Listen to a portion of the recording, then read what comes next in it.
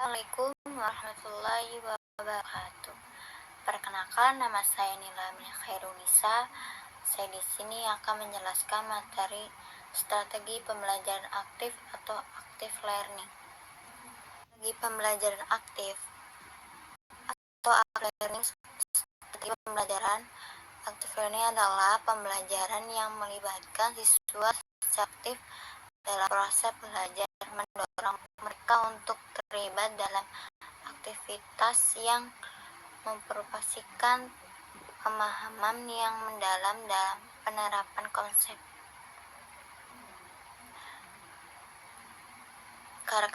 Karakteristik pembelajaran aktif atau active training. Yang satu, penekanan pada keterlibatan aktif siswa. Yang kedua, pengembangan keterlibatan berpikir kritis. Yang ketiga, eksplorasi nilai dan sikap. Yang keempat, umpan balik yang tepat.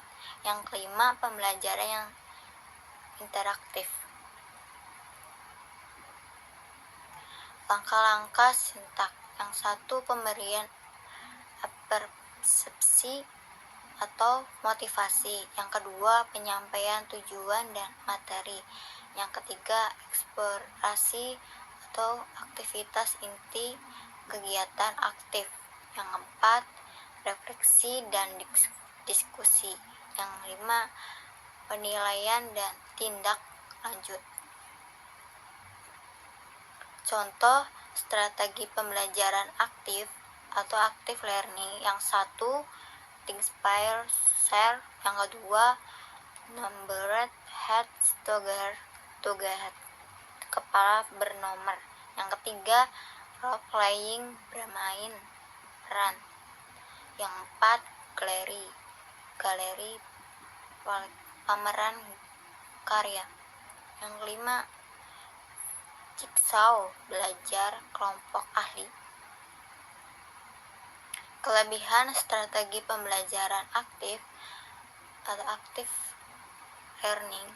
Yang kelima, peningkatan partisipasi dan motivasi. Yang kedua, peningkatan pemahaman dan keterampilan. Yang ketiga, pengembangan keterampilan interpersonal. Yang empat, kreativitas dan inovasi. Yang kelima, pembelajaran yang lebih bermakna. Kekurangan strategi pembelajaran aktif atau active learning.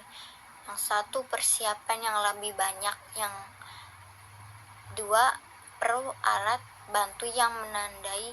Yang ketiga, pengawasan yang intensif. Yang empat, keterbatasan waktu dan sumber daya. Yang kelima, kemungkinan kesulitan belajar. Peran guru. Strategi pembelajaran aktif atau active learning. Yang satu, fasilitator. Yang kedua, pengelola pembelajaran. Yang ketiga, pengembangan keterampilan. Yang empat, penguat dan memberi motivasi. Yang kelima, pengendalian kelas.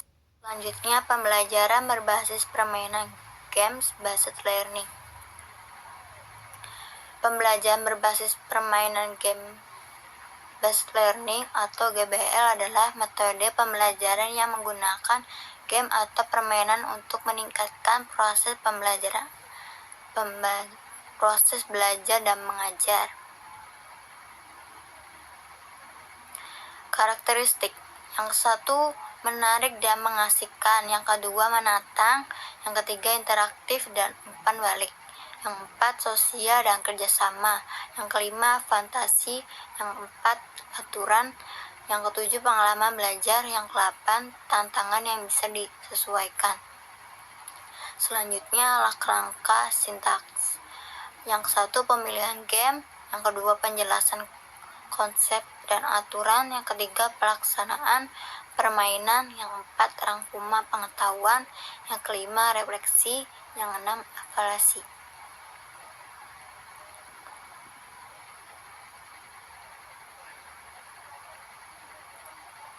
Selanjutnya, contoh strategi game based learning.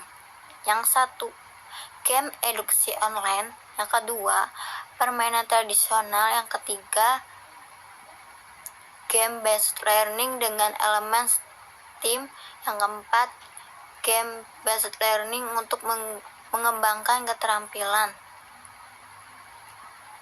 Kelebihan pembelajaran berbasis permainan game based learning. Yang ke-1, meningkatkan motivasi antusias belajar. Yang kedua, mempercepat pemahaman materi. Yang ketiga, melatih kemampuan pemecahan masalah. Yang keempat, meningkatkan kemampuan kolaborasi. Yang kelima, memberikan umpan balik instan. Selanjutnya, kekurangan pembelajaran berbasis permainan game based learning. Yang ke-1, membutuhkan waktu persiapan yang lebih lama. Yang kedua, potensi siswa yang menjadi tradisi. Yang ketiga, tidak untuk semua materi. Yang keempat, kurva belajar teknologi. Yang kelima, tantangan dalam memastikan keselarasan dengan tujuan pembelajaran. Peran guru dalam game based learning. Yang 1, merancang dan pemilihan permainan. Yang kedua, fasilitator dan pembimbing. Yang ketiga, motivator dan inspirator. Yang keempat, penilaian dan merefleksi. Yang kelima, pengenalan teknologi.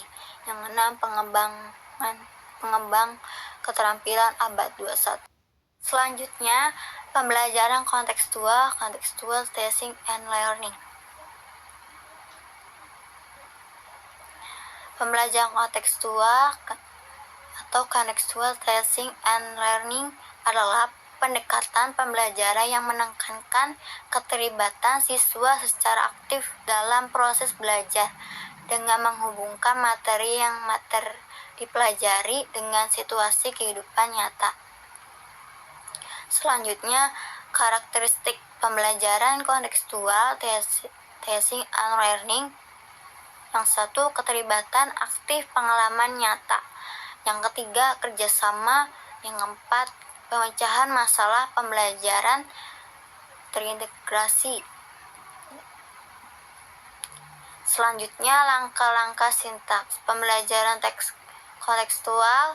Yang 1, permodelan, modeling. Yang kedua, inquiry, menemukan. Yang 4, tanya jawab atau questioning. Yang 4, masyarakat belajar, learning community. Yang kelima, konstruktivisme. Yang 6, refleksi. Yang ke-7, penilaian assessment. Selanjutnya, contoh strategi menggunakan media rel dunia. Yang kedua, kegiatan inquiry. Yang ketiga, mengembangkan sikap ingin tahu. Yang keempat, pembelajaran berbasis masalah. Yang kelima, pembelajaran berbasis proyek. Yang keenam, kolaborasi dan interaksi. Selanjutnya, kelebihan pembelajaran kontekstual. Yang 1, pembelajaran lebih bermakna dan real. Yang kedua, lebih aktif. Yang ketiga, meningkatkan kemampuan berpikir kritis dan kreatif. Yang keempat, siswa lebih peka terhadap lingkungan. Yang kelima, pembelajaran lebih menyenangkan. Yang keenam, mendorong siswa untuk belajar lebih efektif. Selanjutnya, kekurangan pembelajaran kontekstual teaching learning. Yang 1, guru harus lebih menguasai materi dan pembelajaran. Yang kedua, membutuhkan waktu dan biaya tambahan. Yang ketiga, kendala siswa. Yang 4, tidak semua materi cocok untuk contextual teaching learning. Peran guru dalam pembelajaran kontekstual. Yang 1, fasilitator. Yang kedua, pembimbing. Yang ketiga, motivator. Yang 4, penilaian. Yang 5, pemodel. Yang keenam, menghubung. Selanjutnya, discovery learning atau pembelajaran penemuan adalah mode pembelajaran yang mendorong siswa untuk aktif mencari dan menemukan pengetahuan baru secara mandiri. Karakteristik discovery learning: yang satu, berpusat pada siswa; yang kedua, aktif eksplorasi dan pemecahan masalah; yang keempat, menggabungkan pengetahuan baru dan lama; yang kelima, generasi. Yang enam, peran guru sebagai fasilitator; yang tujuh, penekanan pada proses belajar. Langkah-langkah sintaks discovery learning: satu, pemberian rangsangan atau stimulasi; yang kedua, identifikasi masalah; yang ketiga, pengumpulan data; yang keempat, pengelolaan data; yang kelima, pembuktian atau verifikasi; yang keenam, generalisasi atau kesimpulan. Contoh discovery learning: yang satu, pemberian rangsangan stimulation; dua, identifikasi masalah; yang ketiga, pengumpulan data; yang keempat, pengelolaan data; pembuktian verifikasi. Selanjutnya, kelebihan discovery learning: yang satu, mendorong partisipasi aktif dan motivasi peserta didik; yang kedua, memperdalam pemahaman; yang ketiga, mengembangkan kemandirian dan kreativitas; yang keempat, memperkuat kemampuan ingatan dan transfer pengetahuan; yang kelima, memperkuat rasa percaya diri.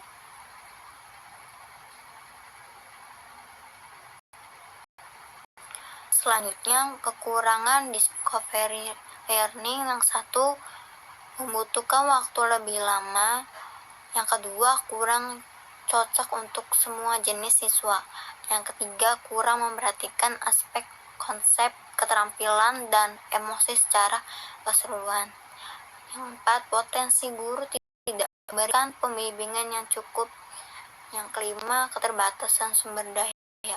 Selanjutnya, peran guru discovery learning yaitu pembuat rangsangan stimulation; yang kedua, pembimbing, fasilitator; yang ketiga, atau leader; yang keempat, pengamat, observer; yang kelima, evaluator atau assessor. Selanjutnya, collaboration learning, pembelajaran kolaboratif atau collaborative learning adalah metode pembelajaran di mana dua atau lebih orang belajar bersama dan bekerja sama untuk mencapai tujuan pembelajaran yang sama.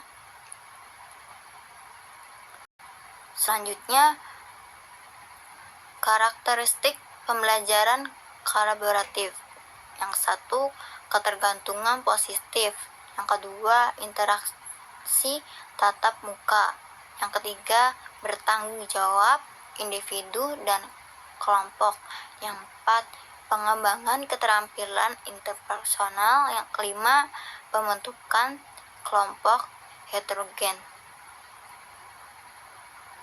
Selanjutnya, langkah-langkah sintaks collaborative learning: yang satu, penyampaian pilihan,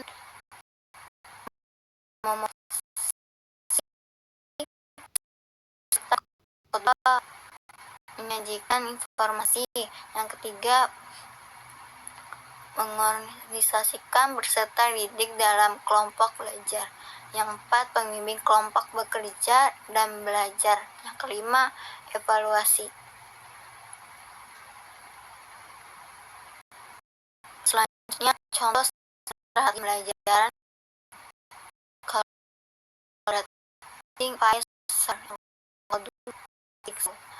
yang ketiga, cooperative learning structure; yang keempat, yang kelima, problem bahasa assisted learning. Kelebihan pembelajaran kolaboratif: yang satu, meningkatkan hajar; yang kedua, meningkatkan keterampilan sosial; yang keempat, meningkatkan motivasi; yang kelima, mengembangkan cara berpikir kritis dan rasional. Selanjutnya, kekurangan pembelajaran kolaboratif. Yang satu, kekurangan discovery learning; yang kedua, kurang cocok untuk semua jenis siswa; yang ketiga, kurang memperhatikan aspek konsep, keterampilan, dan emosi secara keseluruhan; yang keempat, potensi guru tidak memberikan pembimbingan yang cukup; yang kelima, keterbatasan sumber daya. Selanjutnya, collaborative learning peran guru. Yang satu, fasilitator; yang kedua, mediator; yang ketiga, evaluator; yang keempat, penggerak; yang kelima, pembimbing. Sekian dari saya. Mohon maaf apabila ada kekurangan dalam penyampaian. Wassalamualaikum warahmatullahi wabarakatuh.